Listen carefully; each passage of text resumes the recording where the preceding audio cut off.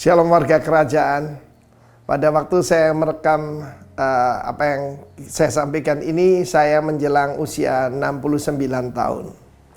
Di dalam Amsal 22 ayat 6 yang merupakan pokok pembicaraan kita hari-hari ini, how to empower and to encourage keturunan dan anak-anak kita. Maka Rabbi Hasdai, seorang rabi dari Israel, dia mengatakan begini, anak sampai usia 5 tahun itu is your boss, ya kan? Hidup kita diatur kalau anak kecil. Tapi usia 5 sampai 10, balita sampai 10, maka dia sangat penurut. Dia akan jadi hambamu. Tapi usia 10 sampai 15, dia kembaranmu. Sebab dia cuma meniru apa yang kita lakukan. Kalau kita berdusta, dia akan berdusta. Kita munafik, dia juga munafik. Tapi usia 15 dan selanjutnya bisa jadi sahabat atau bisa jadi musuh. Tergantung bagaimana kamu mendidiknya sampai usia 15 itu. Saya bersyukur bahwa orang tua saya mendidik banyak hal, terutama ibu saya. Dia mengajarkan tidak ada perbedaan status sosial. Ya, kita kenapa pembantu asisten rumah tangga kita bisa berpuluh-puluh tahun di tempat kita? Sebab mereka dianggap keluarga. Mereka makan yang sama. Dan kalau sudah malam, saya mau minta sesuatu, ibu saya berkata, tidak boleh. Di luar jam kerja katanya. Saya belajar banyak hal dari ibu saya. Dan dari papa saya belajar apa? Untuk menjadi berani. Untuk menjadi tough. Karena dia seorang pemburu. Dan saya masih ingat kenangan-kenangan manis saya bersama papa saya. Waktu itu ya usia sekitar 13-14 tahun. Saya bisa mengendarai sepeda motor. Cuma waktu itu memang belum punya SIM. SIM D waktu itu ya, kalau di bawah 50 cc. Dan kalau papa saya akan berburu di daerah Pacet, saya akan naik motor itu, saya didudukkan di depan. Dan saya boleh pegang kemudi itu selama jalannya lurus dan kosong. Tapi ketika ambil tikungan-tikungan yang berbahaya, papa saya akan mengambil dari belakang. Dan dia akan mengambil tikungan itu buat saya. Pengalaman itu begitu masuk dalam diri saya, bahwa papa saya akan bertanggung jawab atas saya. Dan semua tikungan yang sulit, jalan-jalan sulit, he will take over. Yaitu kemudi dan kendali itu. Karena itu, didiklah anakmu menurut jalan yang patut, jalan yang ditunjukkan oleh Tuhan. Dan perkataan disiplin sekali lagi tidak terlalu menyenangkan buat anak-anak. Kita tahu bagaimana saat kritis saya belajar. Saat-saat kritis adalah usia 10-12. Pra remaja. Itu orang Belanda mengatakan terlalu kecil untuk taplak meja, terlalu besar untuk serbet. Jadi anak tanggung. Itu masa-masa di mana kita betul-betul harus memperhatikan. Dan kita lihat bagaimana Kristus ada di bawah didikan daripada Yusuf dan Maria. Maria seorang yang sangat penurut pada Tuhan, juga Yusuf. Dan kedua-duanya takut akan Tuhan, dan berbahagialah kalian kalau punya orang tua semacam itu. Dan pada para orang tua, didiklah anakmu menurut jalan yang patut baginya. Saya belajar banyak hal daripada kehidupan orang tua saya. Papa saya sangat murah hati. Saya masih belajar dari dia. Dan saya percaya apa yang dilakukan orang tua akan ditiru anak-anak. Karena itu, jadilah a very good example. God bless you, warga kerajaan. Amin. Shalom saudara. Shalom. Mari kita bersuka cita bagi Raja kita. Kita diberi kuasa oleh Raja kita. Haleluya.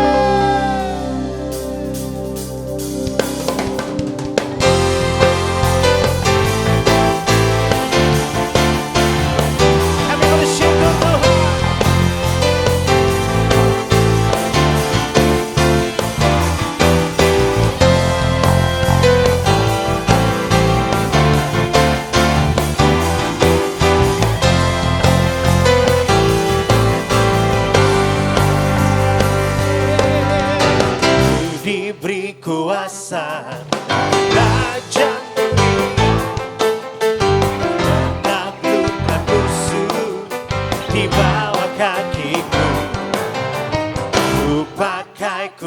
kuasa. Raja mulia, ada bersamaku, siapa jadi lawanku? Sungguh besar Kau Tuhanku, Engkau perisai hidupku. Ku berdiri dengan iman, iman dalam Yesus Tuhan. Kau yang memberi kemenangan, ku bersorak merayakan. Terpujilah Engkau Raja segala raja. Mari bersorak bersama, haleluya.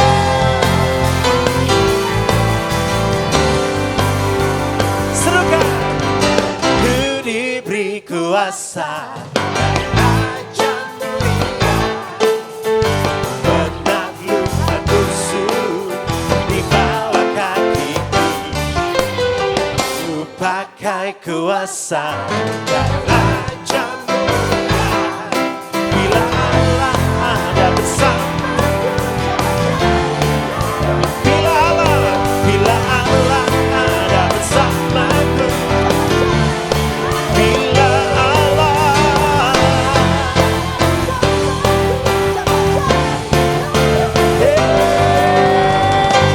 sungguh besar Kau Tuhanku, Engkau perisai hidupku. Ku berdiri dengan iman, iman dalam Yesus Tuhan. Kau yang memberi kemenangan, ku bersorak merayakan. Terpujilah Engkau Raja. Katakan sungguh besar, sungguh besar Tuhanku. Ku berdiri dengan iman, iman dalam Yesus Tuhan. Kau yang memberi kemenangan. Amin. Terpujilah Engkau Raja segala raja. Terpujilah, terpujilah segala raja. Terpujilah, terpujilah Engkau Raja segala raja.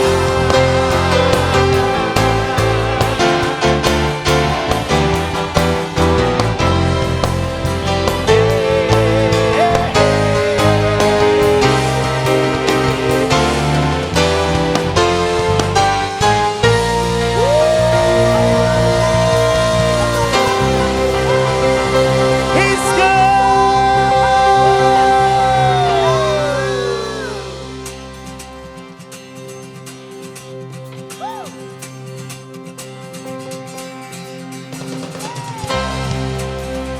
Yang percaya Dia baik, marilah megang tangan saudara, serukan.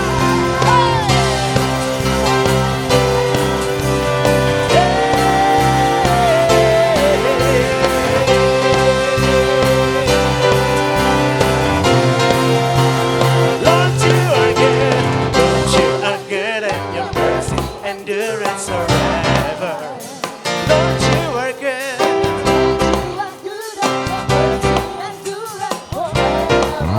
People from every nation, people from every nation and tongue, from generation, we worship you. Hallelujah, hallelujah, we worship you. For who you are.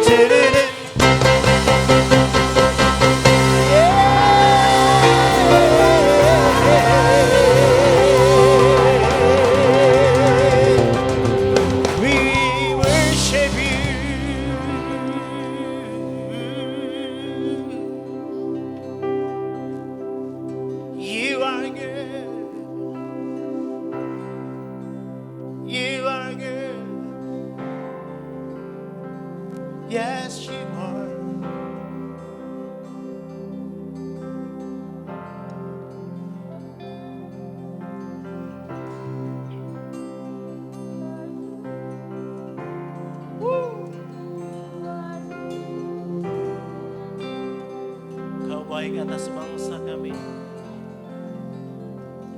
Kau baik atas Indonesia, atas pulau-pulau, suku bangsa. Damai sejahtera dinyatakan atas bangsa kami.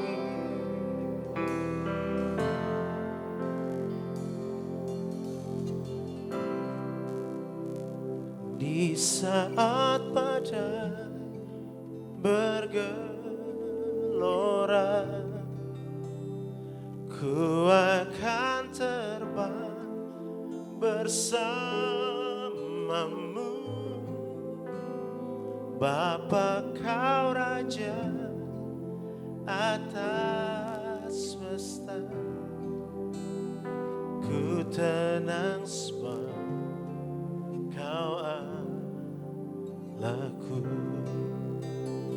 Di saat badai bergelora, ku akan terbang bersamamu. Bapa kau Raja atas semesta, ku tenang sebab kau Allahku.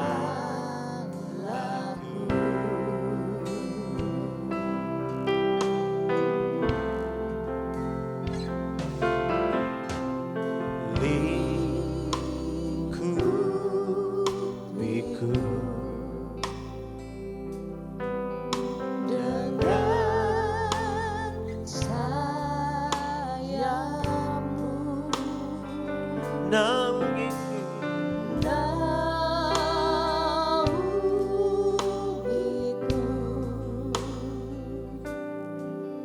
dalam kuasa-Mu.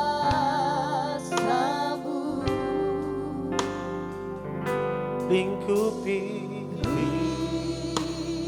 Lingkupiku dengan sayapmu,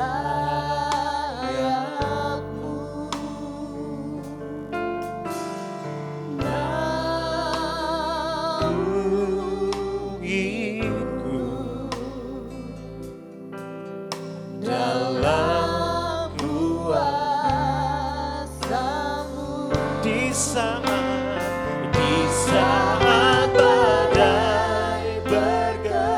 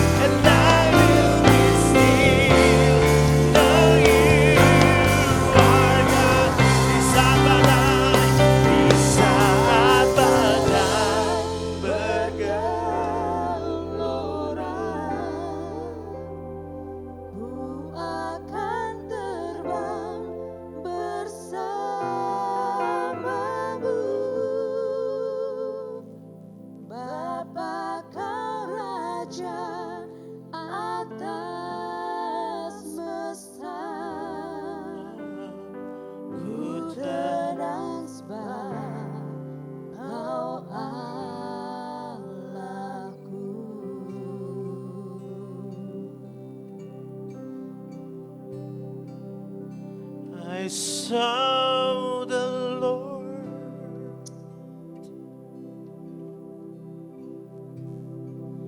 seated on his throne,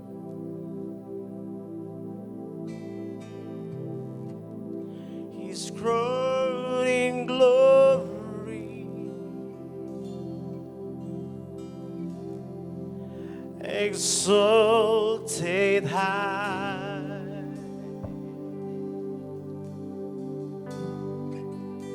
The train of his robe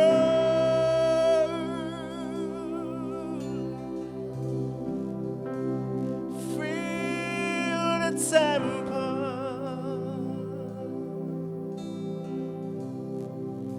and the angels stood around him, and they cried,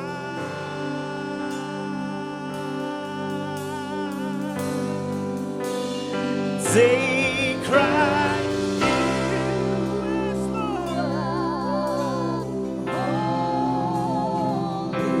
yes, Lord, oh, so holy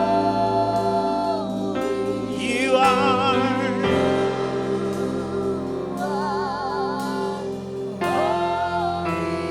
Lord of all. They cry, you are. They cry, yes, Lord. Oh, so holy.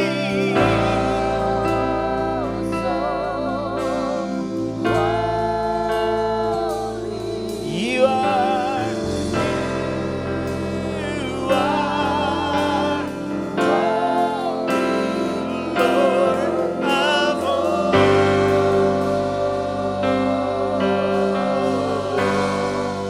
I saw the Lord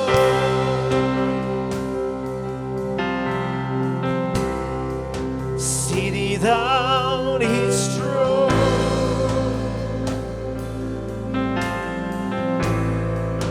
he clothed in glory,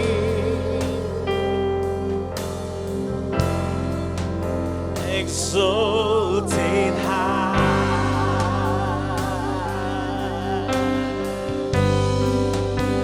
The train of his robe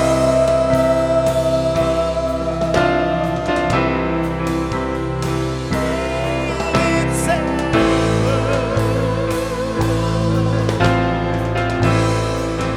and the angels around him, and they cried, and they cried,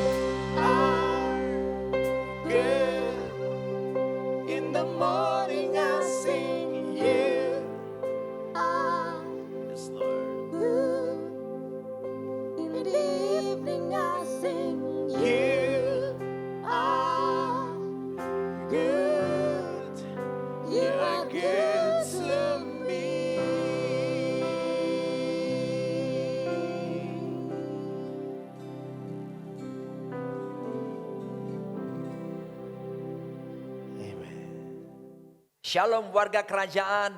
Sebelum kita dengarkan firman Tuhan, saya mengajak setiap kita berdoa. Kita minta pimpinan Roh Kudus memimpin kita semuanya. Dan kita bisa menangkap kebenaran Tuhan. Dan kita melakukannya dalam hidup kita. Bapa Sorgawi, dalam nama Yesus, nyatakan dirimu lewat firman-Mu. Karena firman-Mu itu ya dan amin. Firman-Mu itu pelita bagi kaki kami, serta terang bagi jalan kami. Firman-Mu yang bila kami renungkan akan membuat kami bertindak hati-hati sesuai dengan segala yang tertulis di dalamnya. Sehingga dengan demikian perjalanan kami akan dibuat Tuhan menjadi berhasil. Dibuat Tuhan menjadi beruntung. Kami sungguh percaya langit bumi dan segala kemuliaannya dibangun manusia tidak kekal dan akan segera berlalu. Tapi satu hal, perkataanmu, firmanmu tidak mungkin akan berlalu melainkan kekal sampai selama-lamanya. Berfirmanlah, kami siap untuk mendengarkannya dan melakukannya. Dalam nama Yesus. Amin. Warga kerajaan, tema bulan kita pada bulan Juli ini adalah empower. Memberdayakan.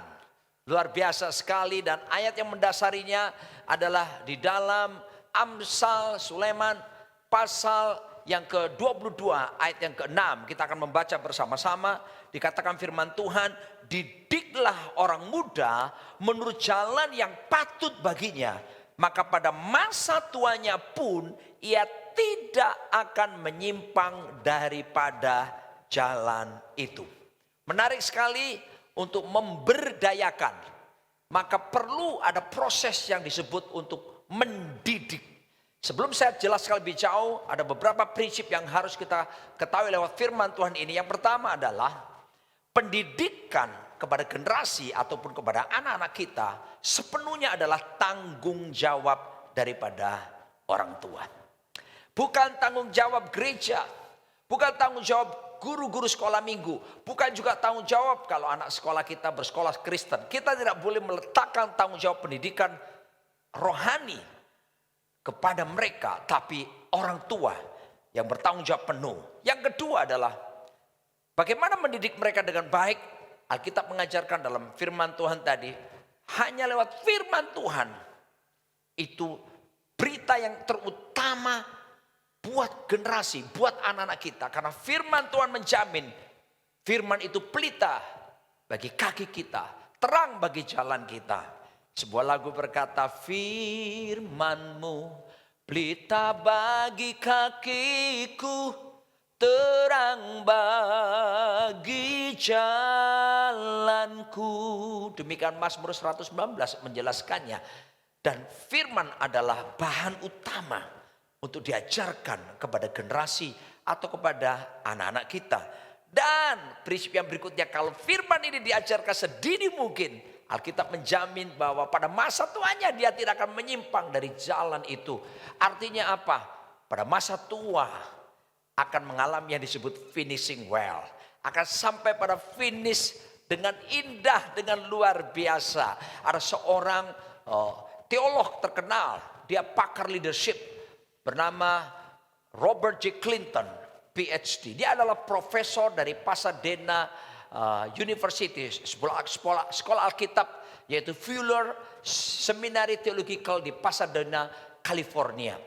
Dia membuat buku yang bagus sekali namanya The Making of a Leader. Dan dia membuat penelitian yang mendalam pada waktu membuat buku ini. Bagaimana para pemimpin di dalam Alkitab, berapa banyak mereka bisa menyelesaikan tugas mereka sampai pada finishing well, sampai akhir dengan baik. Ternyata ditemukan tidak sampai 30% pemimpin-pemimpin dalam Alkitab bisa menyelesaikan sampai akhir dengan baik. Anda bisa bayangkan. Sementara 70% lebih mereka tidak bisa menyelesaikan sampai garis finish. Tapi Alkitab menjamin kepada kita, kalau kita mendidik anak-anak kita di dalam jalan-jalan Tuhan di atas dasar firman Tuhan, maka yang terjadi ini akan menjamin masa depan mereka akan sampai kepada finishing well. Dan mereka bisa mengakhiri hidup ini dengan indah di hadapan Tuhan. Dan kita lihat tema kita memberdayakan, bukan memperdayakan. Terlalu banyak orang membuat generasi ini disia-siakan, dimanfaatkan. Tetapi Alkitab menjelaskan kita betapa pentingnya adalah memberdayakan dan bukan memperdayakan. Kita akan lihat prinsip-prinsipnya selanjutnya. Dalam prinsip-prinsip pemberdayaan, ada 3 prinsip yang akan saya sharingkan kepada setiap Anda semuanya. Yang pertama adalah pemberdayaan yang efektif itu hanya lewat pendidikan dan pelatihan. Ya, bagaimana pemberdayaan bisa berlaku dengan lebih baik dan berkualitas? Kita lihat, jangan remehkan pendidikan. Jangan remehkan, saudaraku dikasih Tuhan, pelatihan. Sebab kata firman Tuhan dalam bahasa Inggrisnya, kata didiklah orang muda tadi, itu dalam bahasa Inggris dikatakan train up. Dipakai kata train, ya. Nah, kata train ini dalam menurut pengertian Yunani, kalau kita belajar tentang pendidikan, itu disebut pedagogik. Pedagogi itu artinya ilmu menuntun anak. Mari dalam waktu kita memberdayakan generasi atau anak-anak kita, maka kita tidak bisa shortcut. Ya, kita harus lewati proses panjang. Harus ada kesabaran, ketekunan daripada kita orang tua untuk menyiapkan generasi. Supaya generasi yang berikut ini, generasi yang kita siapkan ini jauh lebih baik daripada generasi kita. Kata didiklah, train up ini mengandung pengertian latihlah. Apa yang ada di dalam pikiran kita kalau kita bicara soal latihlah? Maka menurut arti dari kata latih ini mengandung unsur sesuatu yang harus dilakukan secara berulang-ulang. Berulang-ulang karena dilakukan secara berulang-ulang sampai akhirnya menjadi kebiasaan. Nah, karena dia sudah menjadi kebiasaan karena sering diulang-ulang, maka akan jadi apa yang disebut dengan kebudayaan. Budaya. Jadi budaya itu apa? Sesuatu yang kita kerjakan tanpa kita berpikir lagi. Karena sudah berulang-ulang menjadi kebiasaan. Gak perlu pakai berpikir. Contoh, Anda bangun tidur pagi hari. Dan Anda tidak lama kemudian pasti gak perlu pakai mikir. Anda pergi ke kamar mandi dan Anda sikat gigi. Di zaman new normal seperti sekarang, saya ada asisten rumah tangga di rumah. Ya, saya ajari dia bahwa setiap kali kamu keluar belanja sesuatu, sampai di rumah jangan lupa cuci tangan. Saya perhatikan setiap hari kalau dia keluar gak pakai pikir sekarang. Begitu sampai di rumah dia taruh barang dan yang dia lakukan adalah cuci tangan. Kita semua juga begitu, bukan? Di new normal ini kita rajin cuci tangan. Kita harus pakai masker sampai akhirnya kita jadi terbiasa, nggak perlu pakai mikir lagi. Bahkan ada beberapa orang sampai lupa melepaskan maskernya ketika dia ada di dalam rumah sudah sendirian. Tapi kita sudah terbiasa, sudah jadi budaya, sesuatu dilakukan berulang-ulang menjadi kebiasaan. Nah, Alkitab mengajarkan dalam proses pendidikan yang kita berikan kepada generasi, kepada anak-anak kita di sini, maka perlu ada proses yang disebut pelatihan. Di dalam Alkitab, dalam 1 Timotius 4 ayat ke-7 dikatakan bahwa latihlah dirimu beribadah. Nah, kata pelatihan ini penting sekali karena mengandung unsur harus diulang-ulang sehingga menjadi kebiasaan dan menjadi budaya. Dikatakan apa yang harus dilatih? Ibadah. Wow, tapi saya ajak jemaat untuk jangan berpikir ibadah berarti pergi ke gereja hari Minggu. Kita telah mengalami sekian bulan, beberapa waktu lalu kita sulit sekali untuk bisa ke gereja. Sehingga kita hanya bisa pelayanan lewat online dan kita nggak bisa pergi ke sebuah gedung. Dan apa yang terjadi? Maka bukan itu maksud Alkitab. Karena kata ibadah di dalam Alkitab, kata Yunani khususnya, ada beberapa kata dipakai. Yang pertama adalah latreo. Latreo itu ibadah.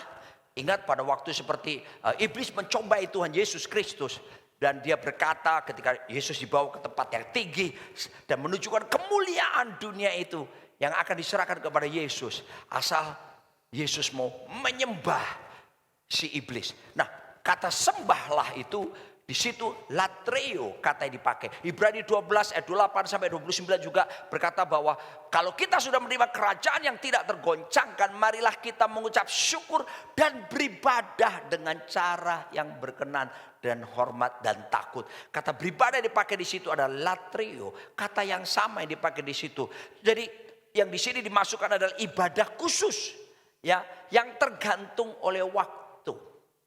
Tetapi proses pelatihan di sini tidak berbicara seperti itu. Kata berikutnya yang dipakai dalam kata ibadah, kata Yunani adalah treskeia. Treskeia itu bentuk peribadahan, penting dilakukan, tapi sifatnya amal. Ya, kepercayaan lain pun melakukannya, mereka berbuat amal.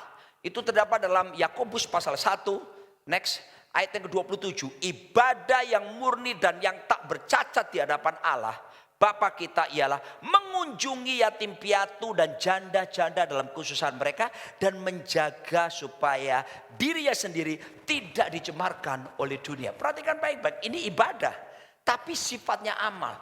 Tapi apa maksud Alkitab tentang didiklah, train up, latih di sini supaya menjadi apa? Dilakukan berulang-ulang, jadi kebiasaan, jadi budaya dalam dirinya. Apa itu? Ibadah. Ibadah yang bagaimana? Ibadah dalam bahasa Yunani dipakai di sini eusebia.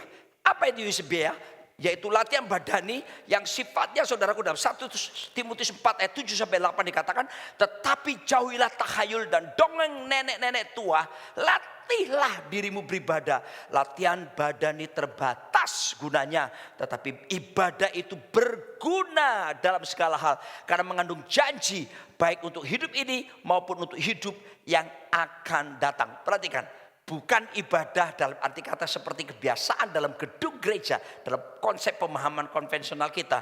Tapi eusebia di sini, ibadah di sini, kata Inggris yang dipakai adalah godliness. Godliness itu artinya apa? Keserupaan, seperti Tuhan. Jadi apa maksud latih dirimu beribadah? Yang harus ditekankan dalam pengajaran buat generasi, buat anak-anak kita adalah kita artinya melatih ibadah dalam bentuk apa? Keserupaan dengan Kristus. Kita harus latih anak-anak kita. Kita harus latih generasi ini untuk melakukan hal-hal di mana melakukannya seperti Tuhan. Kita latih mereka bagaimana bertindak, berkata, dan berpikir, berperasaan, berkehendak. Semuanya kita arahkan kepada generasi, kepada anak-anak kita seperti kepada Kristus. Christ likeness, imago Dei, imago Christi. Bukankah ini sesuai dengan tujuan kenapa kita diciptakan oleh Tuhan di muka bumi? Ketika Tuhan berkata kepada Adam, ya pada waktu itu Bapa, Putra, Roh, dalam Kejadian 1 ayat 26 berkata, let us make man in our own image and our likeness. Mari kita membuat manusia menurut gambar dan rupa kita. Ini bicara manusia diciptakan punya tujuan, yaitu keserupaan dengan Tuhan. Jadi apa yang harus kita ajarkan kepada generasi, kepada anak-anak kita? Keserupaan dengan Tuhan. Yang pertama ajarkan bahwa tujuan hidup mereka bukan jadi kaya. Tujuan hidup mereka bukan jadi terkenal. Gak salah dengan kekayaan, gak salah dengan keterkenalan.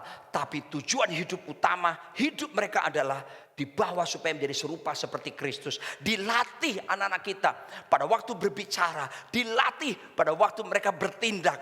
Bagaimana waktu berpikir, berperasaan seperti Tuhan Yesus Kristus. Mari kita perhatikan baik-baik.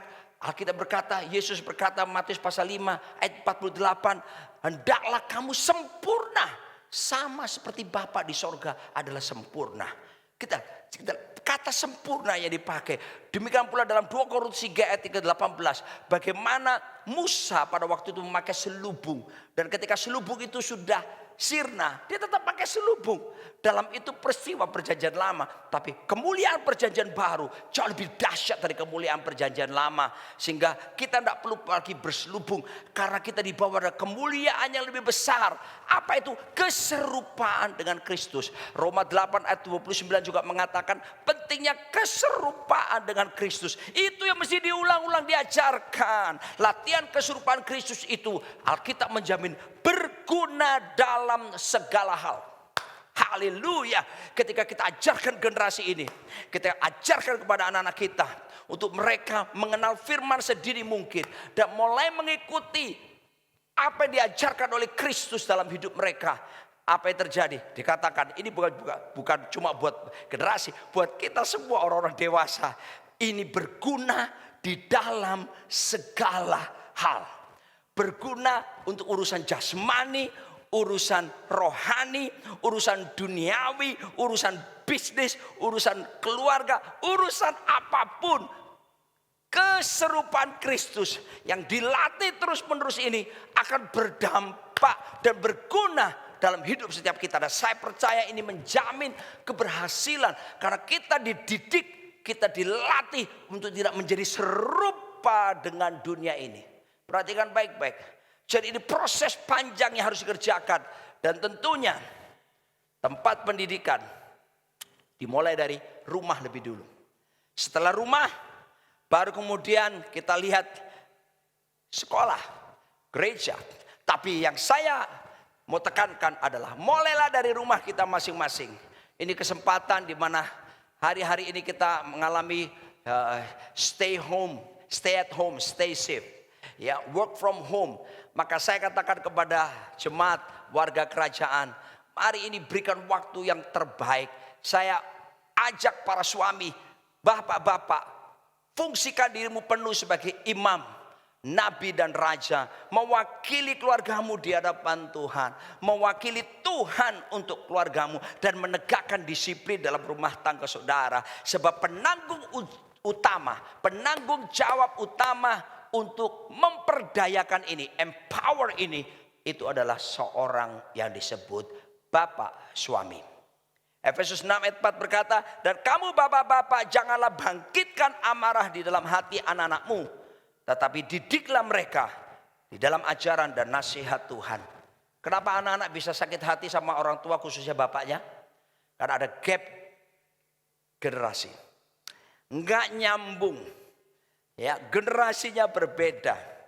Tetapi kalau sedini mungkin kita sudah ajarkan, kita kenalkan kebenaran, jalan-jalan Tuhan, dan kita bertekun melatih mulai dari diri kita tentunya, anak-anak kita dan generasi, latih beribadah, latih keserupaan dengan Kristus. Diulang-ulang akan menjadi kebiasaan. Dan ketika kebiasaan itu dikerjakan terus-terusan menjadi budaya, akibatnya lahirlah generasi, lahirlah anak-anak yang gak perlu berpikir panjang. Mereka ngerti mereka harus hidup kudus. Mereka mengerti mereka harus berkata benar, mereka harus berkata jujur, mereka harus hidup dalam integritas, mereka harus hidup sesuai dengan firman Tuhan, tanpa perlu ada yang memonitor, tanpa perlu ada yang memaksa-maksa, akan muncul kesadaran. Kenapa? Ada pelatihan yang terus dilakukan berulang-ulang, menjadi kebiasaan, menjadi budaya, yaitu latihan keserupaan dengan Kristus. Mari kita akan tunjukkan berikutnya prinsip yang kedua dalam pemberdayaan. Pemberdayaannya efektif harus disertai dengan keteladanan. Beberapa waktu lalu bersama-sama dengan tim Father and Son Relationship, Pak Jarod Wijanarko, dan juga waktu itu kita mendengar paparan dari seorang rekan Bapak Bambang Sumanjaya, seorang ahli di bidang behavior, perilaku.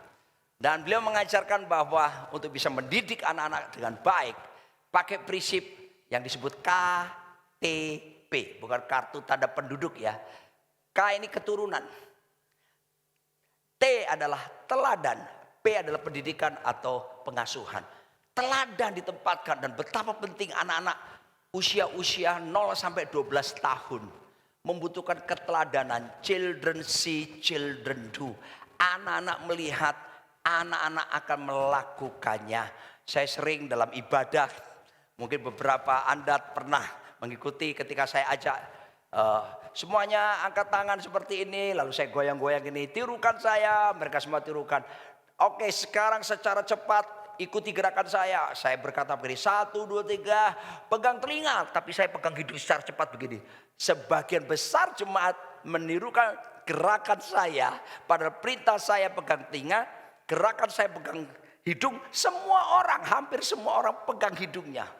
Malah mereka yang duduk di paling depan paling banyak pegang hidung. Kenapa? Padahal perintah saya adalah pegang telinga. Karena apa? Orang cenderung melakukan sesuatu apa yang dilihat.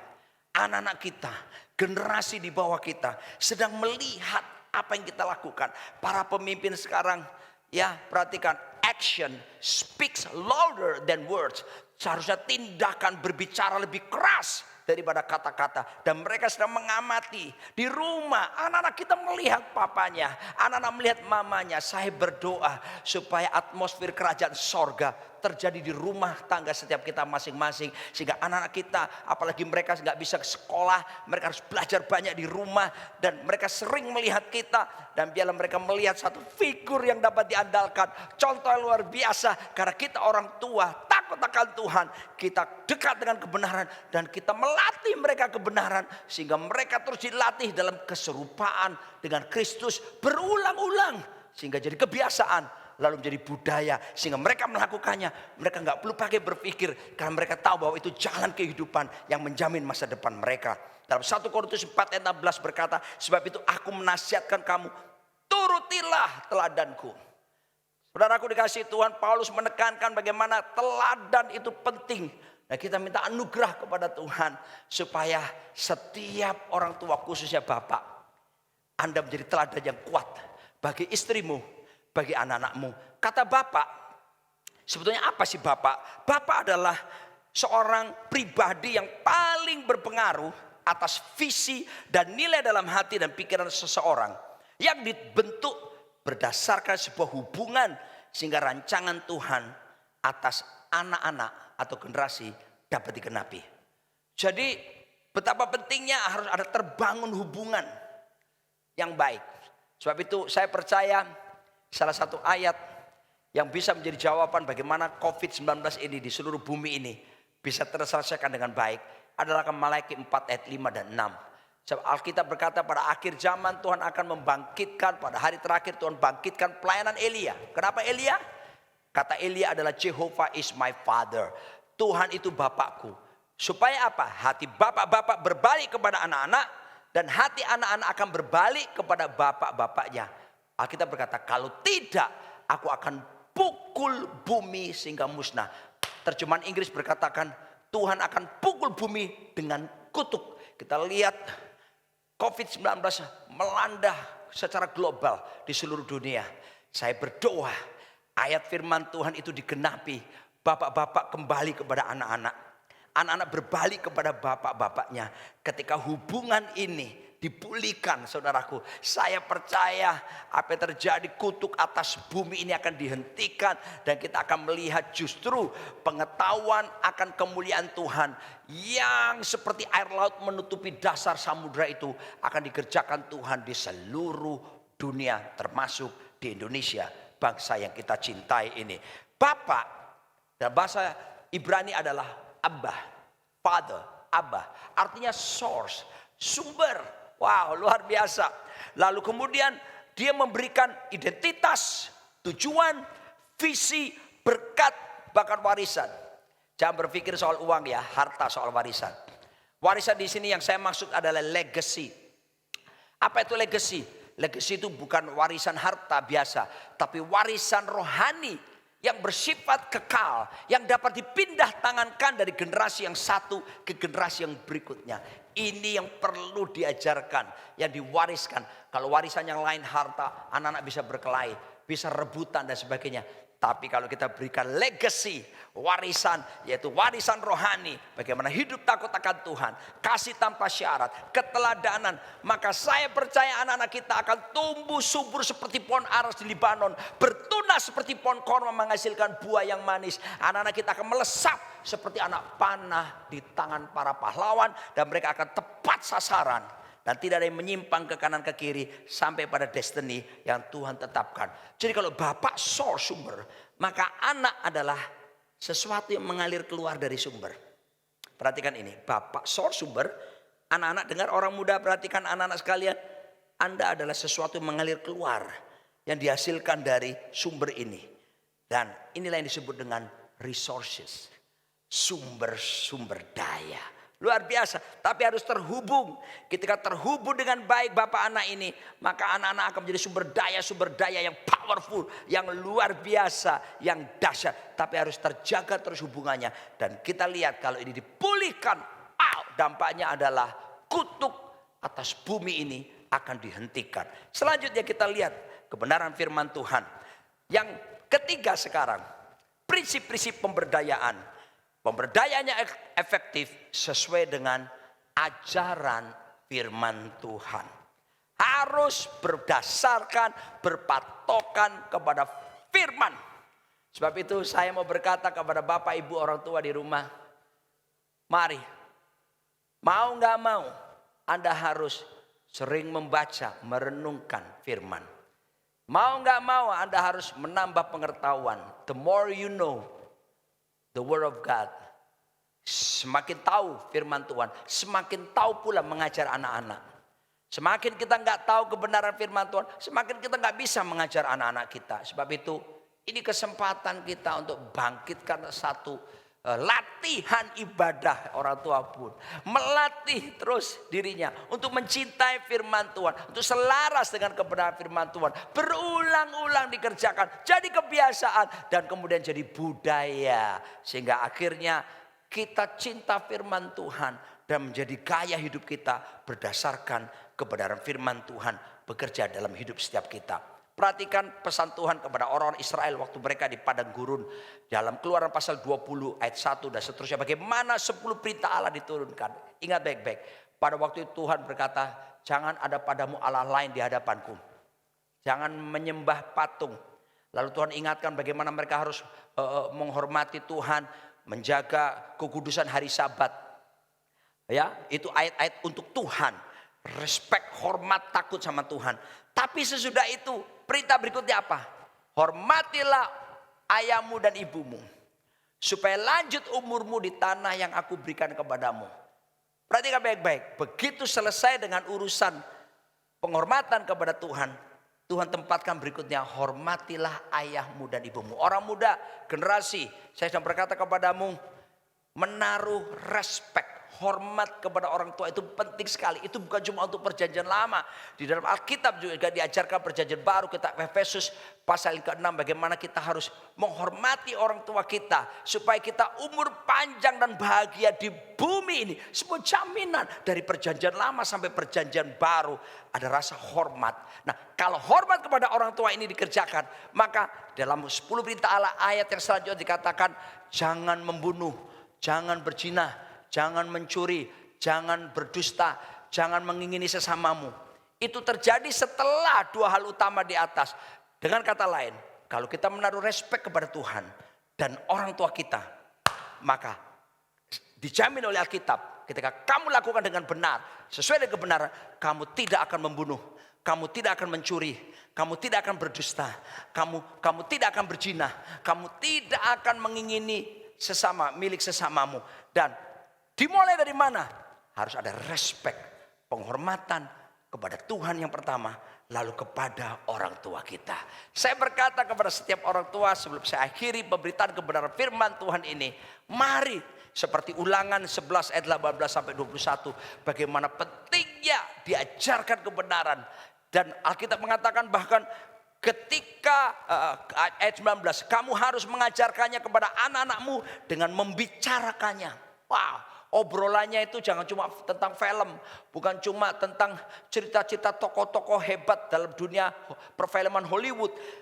Bahas dengan anak-anakmu. Ngobrollah tentang bagaimana Daud mengalahkan Goliat. Bagaimana Daniel yang tidak menyangkali imannya. Bagaimana Musa memimpin bangsa Israel. Bagaimana tokoh-tokoh dalam Alkitab. Itu harus dibicarakan apabila engkau duduk di rumahmu. Dan apabila engkau sedang dalam perjalanan. Apabila engkau berbaring. Dan apabila engkau bangun.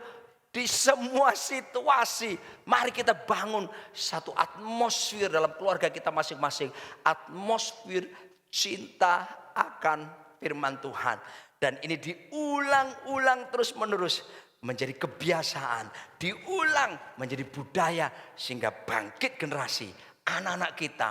orang-orang yang sudah terbiasa taat kepada firman. Dan mereka bisa berkata begini, perintah-perintah Tuhan itu tidak berat. Oleh anugerahnya saya semuanya bisa melakukannya. Dan jaminan saudaraku, Alkitab menjelaskan para siapa merenungkan, memperkatakan, melakukan firman, Tuhan menjamin akan dibuat berhasil perjalanannya. Akan dibuat bertindak hati-hati. Dan bahkan dijadikan oleh Tuhan menjadi beruntung. Saya berdoa generasi kita akan bangkit dari generasi yang jauh lebih baik dari setiap kita. Dan itu dimulai dari setiap kita orang tua mempersiapkan mereka dan membawa mereka sejak sedini mungkin kepada Tuhan kita Yesus Kristus. Mari kita akan berdoa bersama-sama. Dan saya ajak seluruh keluarga berkumpul sekarang, berdekatan satu dengan yang lain. Saya minta para suami, ya, lakukan peran Anda untuk mulai memberkati istrimu, memberkati anak-anakmu. Gandeng tangan semuanya.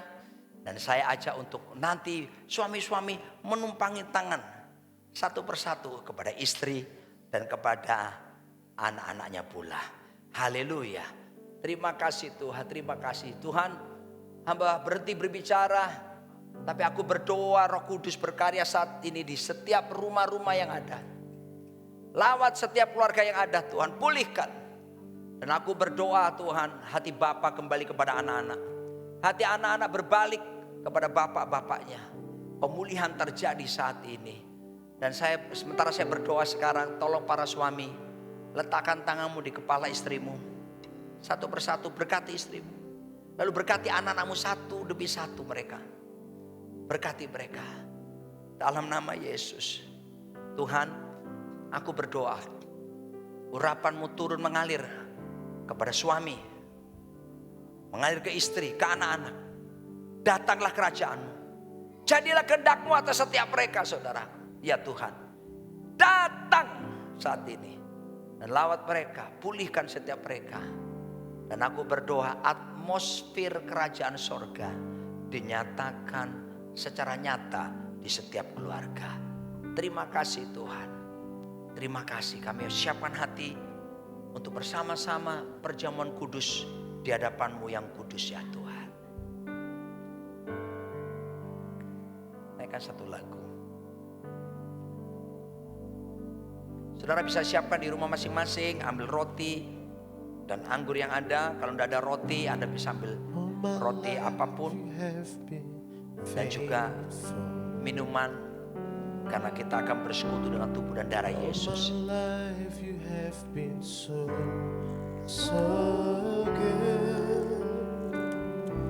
With every breath that I am able, I will sing of the goodness of God. Nyanyikan lagi, all my life. All my life you have been faithful. Sama-sama angkat roti saudara di hadapan Tuhan. All my life you have been so good. With every breath that I am able, Yes Lord, I will sing of the goodness of God. mari angkat roti ini dan tangan kanan saudara. Sebab pada waktu malam sebelum Yesus diserahkan, Dia mengambil roti, mengucap syukur atasnya dan berkata, inilah tubuhku yang dipecah-pecahkan bagi kamu. Perbuatlah ini menjadi peringatan akan aku. Jemaat, warga kerajaan, bukankah roti yang kita angkat dengan tangan kanan kita ini adalah persekutuan kita sungguh-sungguh dengan tubuh Yesus Kristus? Amin. Makanlah dalam nama Yesus.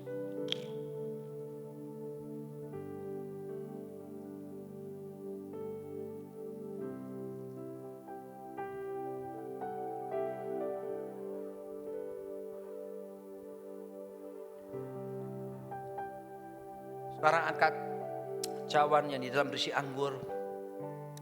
Kalau ada yang sakit saudaraku, percayalah, bilur-bilur Yesus berkuasa. Bilur Yesus berkuasa. Saya teringat ketika saya di rumah sakit. Hampir tiap hari saya ambil perjamuan. Saya minum. Saya bersekutu dengan tubuh dan darah Tuhan. Kalau hari ini saya bisa berdiri di hadapan saudara, semua karena anugerah Tuhan. Mari angkat ini. Terima kasih Tuhan. Dan malam hari itu pula dia mengambil cawannya, di dalamnya berisi anggur. Lalu berkata, cawan ini adalah cawan perjanjian baru yang ditumpahkan bagi kamu. Perbuatlah ini menjadi peringatan akan aku.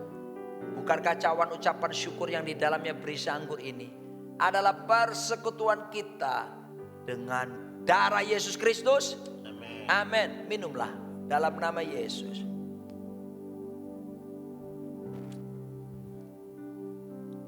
Naikkan lagu tadi refrennya dan sama-sama kita angkat tangan untuk kita terima berkat Tuhan pada saat ini. All my life you have been faithful. Oh, thank you Jesus. Terima kasih Tuhan. All my life you have been so good. With every breath that I am able, Amen. I will sing of the goodness of God. Hey. All my life you have been faithful. All my life. All my life you have been so good. With every breath that I am able, I will sing of the goodness of God. Your goodness running out, it's running after me. Your goodness is running out, it's running after me. My life laid down, I surrender now. I give you everything. Your goodness is running after, it's running after me.